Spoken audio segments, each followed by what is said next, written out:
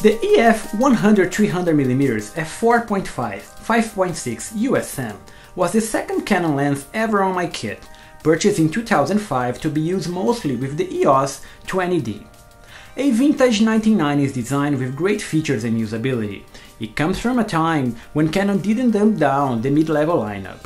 Here presented with a ring-type USM for the price of just $270. At 121 by 69mm or 540 grams of mostly plastics, the first thing we notice on the EF-100-300mm USM is the vintage design, a simpler time in ergonomics despite the ease of use. The external barrel features a nearly full-length zooming ring, smooth to the touch, but a bit heavy to move, as Canon didn't use the larger bearings we see on today's designs. The all-plastic internal barrel extends while zooming from 100 to 300mm, but close at 100 it is shorter than all modern 70-300mm IS lenses, except for the diffractive optics one. And inside, Canon uses its ring-type USM on the rear focusing grip, for excellent ergonomics and performance, better than the first generation 70-300 IS USM.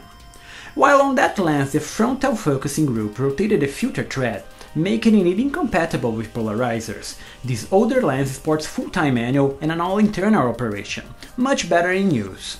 So I do question Canon's downgrade on recent mid-level lenses. Why the older lenses were better and cheaper than today's STM and Nano USM models? Go figure.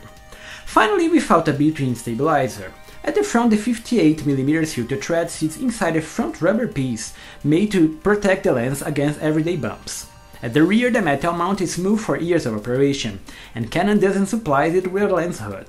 Overall, it's a very interesting piece on Canon's path, and it sports a good feature set despite the lower cost. But as we'll see on its images, it didn't lack the punch of the image quality, especially used with cropped APS-C cameras. Are you listening?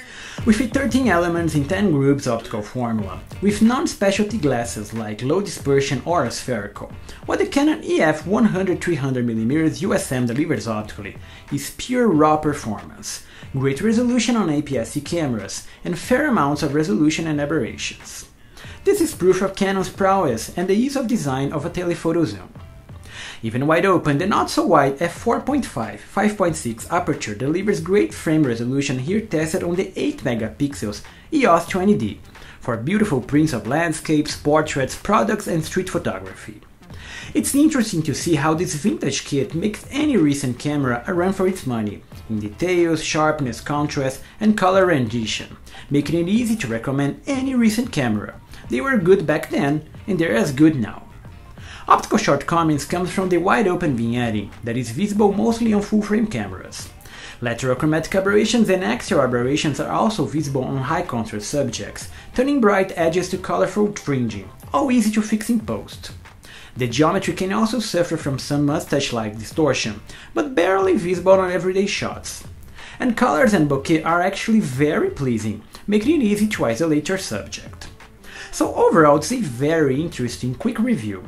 A good vintage lens made for good telephoto images, no matter the longer focal length and lower costs. It's actually one extra hint that higher-end lenses, or even high-resolution cameras, don't really deliver better images, something to keep in mind when updating a lens set. For all references, nearly all modern lenses made in the past 30 years are simply as good as it gets. So have fun with your camera, and nice shooting!